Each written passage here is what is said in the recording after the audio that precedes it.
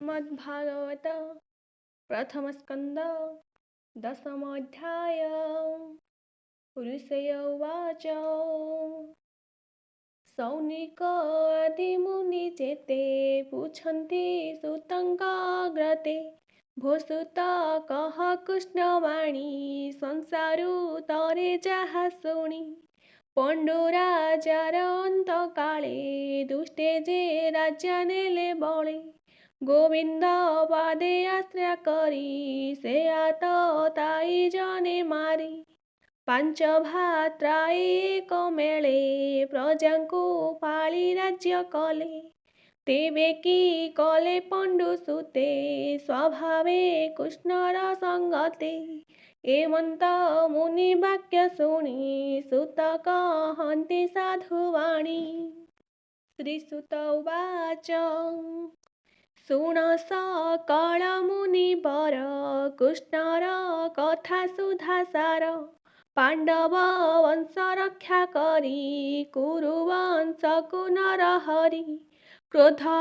ନଳେ ଭସ୍ମ କଲେ ଦାବାଗ୍ନି ଯେହ୍ନେ ବନସ୍ତରେ ବସାଇ ନିଜ ରାଜ୍ୟ ଦେଲେ ଶ୍ରୀହସ୍ତେ ଅଭିଷେକ କଲେ ଆନନ୍ଦ ମନେ ଧର୍ମ ବଳା ପ୍ରଜା ପାଳନେ ମନ ଦେଲା ଭୀଷ୍ମକ ତହୁଁ ଧର୍ମବାଣୀ ଯେବା କହିଲେ ଚକ୍ରପାଣି ସେ ବାକ୍ये ଶୋକ ମୋହ ଛାଡ଼ି ପ୍ରଜା ପାଳନେ ଚିତ ବଢ଼ି ସୃଷ୍ଟିରେ ଯେତେ ରାଜା ଗଣେ ଯେବା ଯୁଧିଷ୍ଠିର ଚରଣେ ସମୁଦ୍ର ଅନ୍ତ ଯାଏ ମହି ଧର୍ମନନ୍ଦନ ଆଜ୍ଞା ବହି ରାଜା ବଚନେ ମେଘମାଳ ଭୂମିରେ ବରସନ୍ତି ଜଳ କାମଧେନୁର ପ୍ରାୟ ରହି ପ୍ରଜା କଳ୍ପିତ ଶସ୍ୟ ଦେଇ ଗୋପାଳ ଗୋଷ୍ଠ ମଧ୍ୟରେ ରହି ବହୁତ କ୍ଷୀର ଦିଅନ୍ତି ଗାଈ ନଦୀ ବହନ୍ତି ପୁରୀ ଜଳେ ସମୁଦ୍ର ରହିଲେ ନିଶ୍ଚଳେ ପର୍ବତ ନିଜ ସ୍ଥାନେ ସ୍ଥିରେ ଆବୃତ ଲତା ବନ ଘୋରେ ସର୍ବ ଔଷଧ ଫଳ ଯେତେ ଫଳନ୍ତି ପ୍ରଜାର ନିମନ୍ତେ ପ୍ରଜାଙ୍କ ଦେହେ ନାହିଁ କ୍ଲେଶ ନ ଲାଗେ ତାପତ୍ରୟ ଲେଶ ଧର୍ମନନ୍ଦନ ରାଜ୍ୟ ଯେତେ ପ୍ରଜାଏ ବଞ୍ଚନ୍ତି ନିଶ୍ଚିନ୍ତେ ଭଗ୍ନୀଙ୍କ ପ୍ରିୟ କାର୍ଯ୍ୟ ହରି ବନ୍ଧୁଙ୍କ ଶୋକ ଶାନ୍ତ କରି ହସ୍ତିନାପୁରେ ହୃଷିକେଶ ଭାବେ ରହିଲେ କେତେ ମାସ ଜଣ ଜଣକୁ କରି କୋଳ ସୁହୃଦ ପ୍ରେମ ବାକ୍ୟ ଭୋଳ ଯୁଧିଷ୍ଠିରାଦି ବନ୍ଧୁଗଣେ ମେଲାଣି ମାଗି ତତ୍କ୍ଷଣେ ଦ୍ୱାରକା ଗମନ ମାନସେ ରଥେ ବସିଲେ ହୃଷିକେଶେ କୃଷ୍ଣ ବିଚ୍ଛେଦ ମନ ଭାଳି କ୍ରନ୍ଦନ କଲେ ବନ୍ଧୁ ମିଳି କୃଷ୍ଣ ସୁଭଦ୍ରା କୁନ୍ତି ସୁତେ ରାଜାଏ ଆସିଥିଲେ ଯେତେ ଗାନ୍ଧାରୀ ଧୃତରାଷ୍ଟ୍ର ତୁଲେ କୃଷ୍ଣର ଚରଣ ମିଳିଲେ ଧମ୍ୟ ସହିତେ ଭୀମ ଗଲା ଉତ୍ତରା ନାରୀ ସଙ୍ଗେ ଥିଲା ହରିଙ୍କୁ ନ ମିଳେ ଅନନ୍ତେ ପ୍ରବେଶ ହେଲେ ଅନ୍ତପୁରେ କୃଷ୍ଣ ବିଚ୍ଛେଦ ମନ ଛନ୍ନେ ଗଲେ ଯେ ଯାହାର ଭୁବନେ କୃଷ୍ଣର ଭାବ ଚିତେ ବଢ଼ି ସୁସଙ୍ଗ କେ ପାରିବ ଛାଡ଼ି ଯାହାର ଯଶ ଗୁଣ କନେ ନିରନ୍ତେ ଭାବୁଥାନ୍ତି ମନେ ନ ଦେଖି ଯାର ପଦ୍ମ ମୁଖ କାହୁଁ ଲଭିବେ ମନେ ସୁଖ ନିତ୍ୟ କରନ୍ତି ଦର୍ଶନ ସ୍ନେହରେ କରି ଆଲିଙ୍ଗନ କୃଷ୍ଣଙ୍କୁ କହନ୍ତି ବଚନ ପାଶୋରି ଶୟନ ଭୋଜନ ଚକ୍ଷୁ ବୁଜିଲେ ଭାବ ଭରେ ରୋମ ପୁଲକ ଅଭ୍ୟନ୍ତରେ ଲୋଚନୁ ବହେ ଅଶ୍ରୁ ବାରି ବିଚ୍ଛେଦ ତନୁଲତା ଘାରି ଚାହାନ୍ତି ଅଟାଳିଆ ରହି ଦ୍ୱାରିକା ଗଲେ ଭାବଗ୍ରାହୀ। ଆମ୍ଭର ସୁଖଲେଶ ନାହିଁ କହନ୍ତି ଏ କୁଆରେ ଚାହିଁ। ମୃଦଙ୍ଗ ସଙ୍ଗତରେ ବୀଣା ଘଣ୍ଟ ଦୁନ୍ଦୁଭିନେ ଘୋଷଣା। ସେ କୁରୁ ରାଜ୍ୟ ଯେତେ ନାରୀ କୃଷ୍ଣ ବିଯୋଗେ ତନୁ ଘାରି। ଥିଲେ ଯେ ଅଟାଳିଆ ରହି ପୁଷ୍ପ ତୋଳନ୍ତି କୃଷ୍ଣ ଚାହିଁ। କୃଷ୍ଣର ପାଟ ଛତ୍ର ଶ୍ଵେତ ରତ୍ନ କାଞ୍ଚନେ ସୁଗଠିତ। ଆନନ୍ଦେ ଘେନି ମନ ତୋଷେ ଅର୍ଜୁନ ଗୋବିନ୍ଦର ପାଶେ। ବାମ ଦକ୍ଷିଣ ପାଶେ ଟେକି ହରଷେ ଉଦ୍ଧବ ସାତ୍ୱିକୀ। ଚାମର ବେନି ହସ୍ତେ ବିଞ୍ଚି କିଏ କର୍ପୂର ଧୂଳି ସିଞ୍ଚି।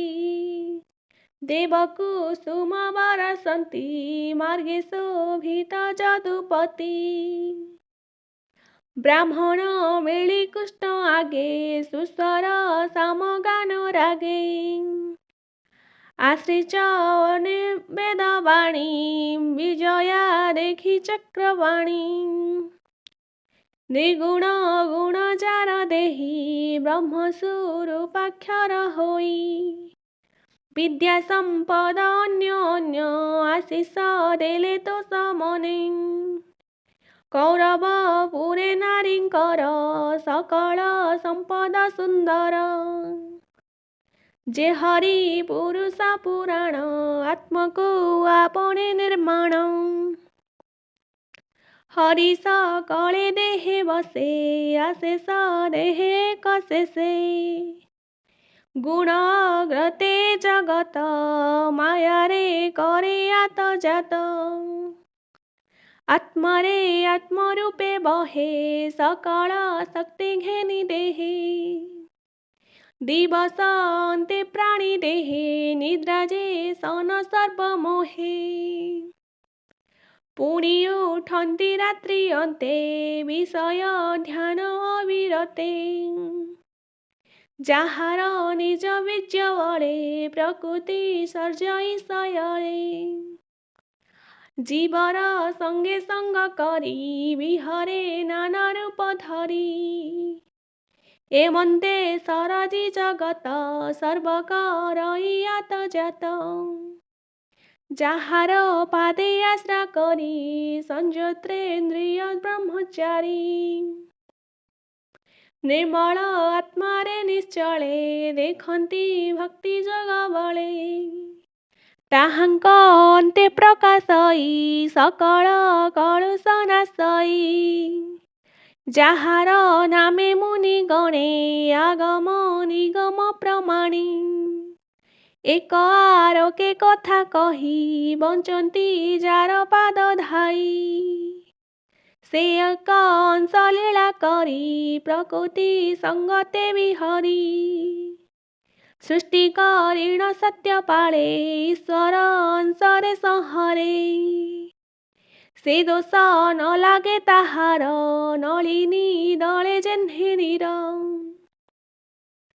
ଦୁଷ୍ଟ କ୍ଷତ୍ରିୟ ଯେତେବେଳେ ଅଧର୍ମେ ବଚନ୍ତି ଶୟଳେ। ସେ ହରି ସତ୍ୟ ଗୁଣ ଧରି ତାଙ୍କୁ ନାଶଇ ଅବତରୀ। ଯଶ ବିସ୍ତାରି ଦୟା ସଙ୍ଗେ ସୁଖେ ବିହରି ଯୁଗେ ଯୁଗେ। ବିଷ୍ଣୁର ଅଂଶେ ଅବତାର ଯାଦବ କୁଳରେ ଥର।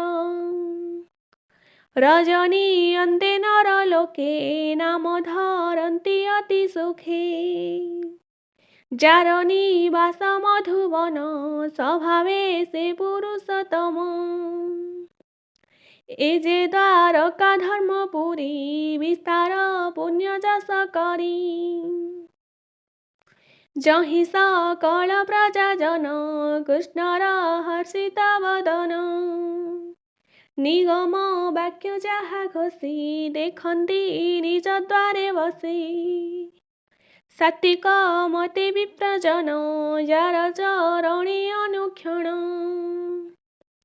ଯମନିୟମବ୍ରତସ୍ଥାନେ ଯଜ୍ଞ ତପସ୍ୟା ମହାଦାନେ ସଂକଳ୍ପେ କରି ନିଜ ହସ୍ତେ ଅର୍ପଣ କରିଥାଇ ନିତ୍ୟେ ତାର ଧରୁ ସୁଧାରସ ଗୋପୀଏ ପାନେ ସହରସ ନିତ୍ୟ ଦେଖନ୍ତି ଚକ୍ଷୁ ଦ୍ୱାରେ ଗୋପାଳେ ଭଜନ୍ତି ହୃଦରେ ଧର୍ମନନ୍ଦନ ଯଜ୍ଞ କାଳେ ସଭାରେ ମଧ୍ୟ ନୃପ ମେଳେ କୃଷ୍ଣ ବିଷये ଯେତେ ବାଦୀ କ୍ଷତ୍ରିୟ ଶିଶୁପାଳ ଆଦି ତାହାଙ୍କୁ କର୍ମେ ନାଶ କରି ଦ୍ୱାରକାପୁର କନ୍ୟା ହରି ଅଶେଷ ବନ୍ଧୁ ଯାର ସଙ୍ଗେ ଖଟନ୍ତି ନିଜ ଭାବ ରଙ୍ଗେ ଯାର କଟକ୍ଷେ ବଶ ହୋଇ ନିଶ୍ଚଳ ଚିତେ ରୂପ ଧାଇ ନିରତେ କୃଷ୍ଣର ସଙ୍ଗତେ ପ୍ରେମେ ସେ ବନ୍ଦିତା ବୟରେ କୁରୁ ରାଜ୍ୟରେ ବଧୂ ଜନେ ମନ୍ଦ ଭାବୁ ଭାବୁ ମନେ ରଥେ ବସିଲେ ଚକ୍ରପାଣି କୁରୁ ଜାଙ୍ଗଳ ଦେଶେ ଜିଣି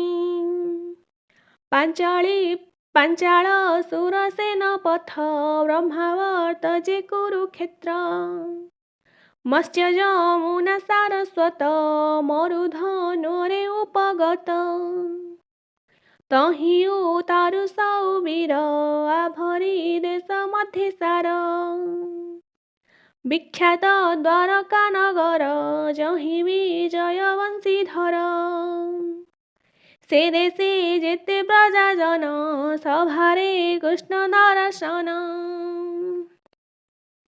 ଅନେକ ଉପହାର ହସ୍ତେ ଘେନି ମିଳିଲେ ଦିନ ଅନ୍ତେ ସେ ହରି ଚରଣ ପଙ୍କଜେ ପାମର ଜଗନ୍ନାଥ ଭଜେ ଇତି ଶ୍ରୀମଦ୍ଭାଗବତେ ମହାପୁରାଣେ ପାରମହଂସ୍ୟା संहिताया वैयासिक्या प्रथमस्कन्धे श्रीकृष्णद्वारकागमनं नाम 10 अध्याय सम्पूर्णम्।